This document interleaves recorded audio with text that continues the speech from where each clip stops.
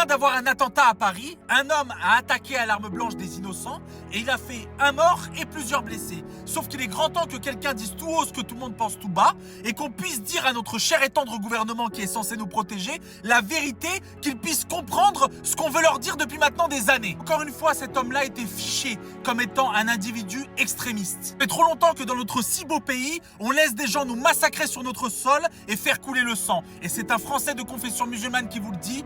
Foutez dehors une bonne fois pour toutes tous ces extrémistes. Quand une personne est considérée comme étant mauvais payeur, elle ne peut plus faire de crédit. Quand une personne est considérée comme droguée, elle va en cure de désintoxication. Et bien quand une personne sur notre sol est considérée comme radicalisée, foutez-la dehors. Elle va où elle veut, mais elle ne reste pas chez nous. Ces gens-là salissent notre pays, salissent notre patrie, salissent notre si beau drapeau. Et ils salissent même les vrais musulmans qui vivent dans la paix et qui pratiquent leur religion à la maison et qui ne font chier personne. Alors s'ils sont là pour semer la terreur, qu'ils sèment la terreur ailleurs. Monsieur Emmanuel Macron, messieurs les gouvernants, faites le ménage, protégez-nous, que chaque personne qui connaît de près ou de loin ou qui fréquente de près ou de loin des gens radicalisés et extrémistes soit banni de notre territoire. Un homme qui avait seulement la vingtaine est parti dans Paris, armé d'une arme blanche et a tué, a massacré encore des gens. Encore combien de victimes? Encore combien d'enfants? Encore combien de femmes? Combien de morts? Combien d'hommes on va devoir pleurer? C'est honteux, on ne veut plus de ça ici. On est fatigué, ça dure depuis trop longtemps. Français en ont marre, on en a marre d'avoir peur pour nos enfants, pour nos femmes,